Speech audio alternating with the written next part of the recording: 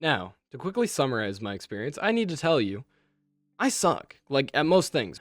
Basic motor function, critical thinking, and that thing that's supposed to be between your ears. Genres are made for certain types of people. Role-playing games for people who have multiple personality disorder. Competitive shooters for people who are never good at sports and like taking their frustrations out on 13-year-olds hopped up on caffeine. And dating sims for pedophiles. And to be honest, action-adventure games are not my cup of tea, due to the aforementioned skills at the beginning that I mentioned. I find my smug mug between the second lowest ranks of any competitive shooter and that gun over there. This game is kinda split between three parts. The early game, where it's fairly straightforward and dare I say, enjoyable. This segment is mostly spent in the trenches of the facility. The mid-game, where I end up getting Swiss cheese by the best turrets Boeing Airlines could comp out of their asses. And the end game, where I suffered under the pressure of this dumb ballsack demon, which decided to rock my shit. The early game starts out strong, with a piece of Parmesan cheese being wheeled into a glowing laser, and then everything going cattywampus. What follows is the facility, for better, or for worse, going tits up while you, Gordon Freeman, end up finding your way out of the deepest layers of the facility.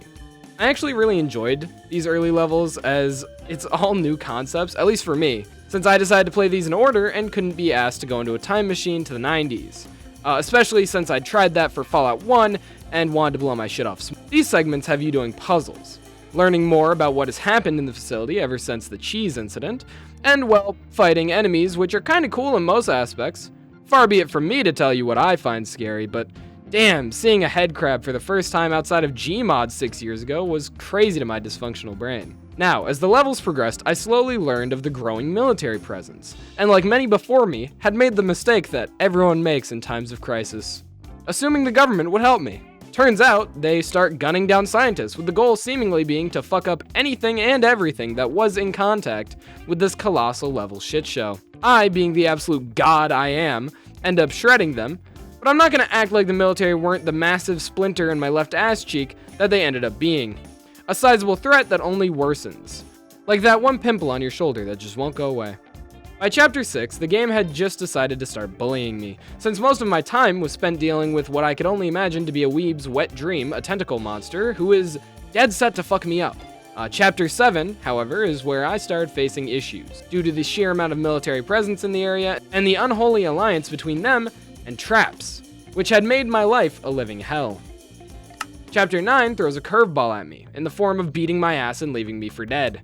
But just like Fallout New Vegas, my character comes back better than ever, having to escape one of those impractical trash compactors like the one in the movie series with all the orphans. This change actually had no effect on me, seeing as finding weapons in this facility is probably of similar difficulty to trying to acquire marijuana during the Vietnam War. With my situation having been mended, I spend the next chapter in what I could only describe to be someone's Factorio game. Except it's three-dimensional, so it's even worse than you could imagine. As you can believe, I was lost in the proverbial endless expanse of industrial bullshit.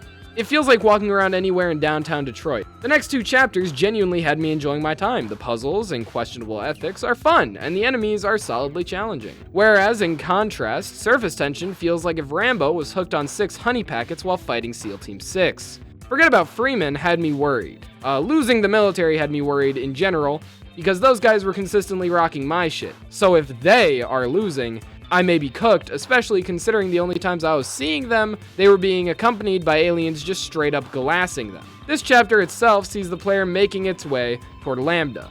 Lambda being a part of the facility where the scientists had fortified themselves. The chapter is slower and not too irritating.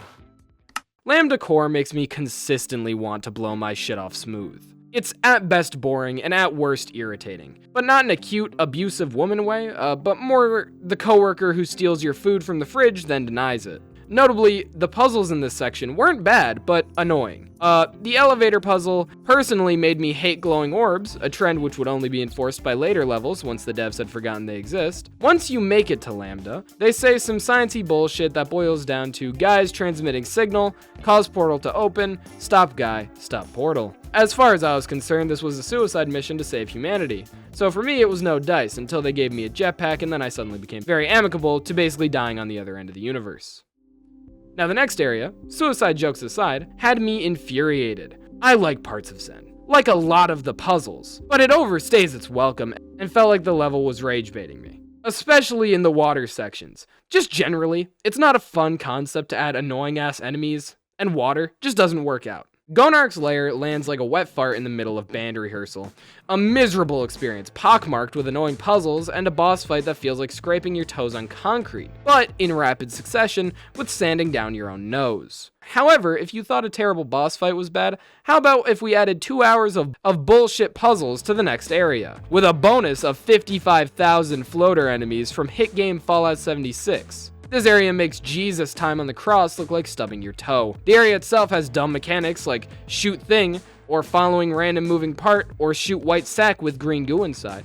And let us not forget the signature, shoot red shit while being abused by lasers. Now after that, it was safe to say I despised my experience, and hated everything about it. So I figured it couldn't get any worse. Following that level is an actually great boss fight, which is fun. Really makes me wonder what the 2-hour pegging Gordon Freeman slowly subplot was about, but nonetheless, the boss fight sees Gordon collecting supplies from bits of Earth, teleporting in while shooting crystals. This chapter was like getting a shot of heroin after having to overdose for 2 hours on fucking Benadryl. The game ends with this guy in a suit who works for the Deep State picking me up on his bus of universal traversal.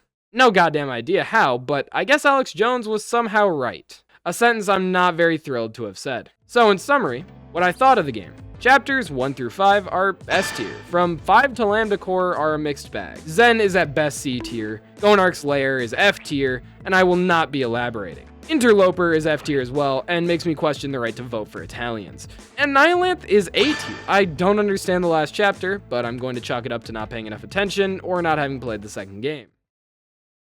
Hello, this is post-editing me, and if you enjoyed this video, feel free to do whatever. You know, I don't really care that much. I'm just glad it's over, and you know, had like a maybe 5-day delay because I got pretty violently ill. But other than that, I think it turned out pretty well. Oh, and if you enjoy this content, I'll probably be making more of it. I guess I probably should have started with that. Oh, and anybody who's donated will be on screen now. Thank you.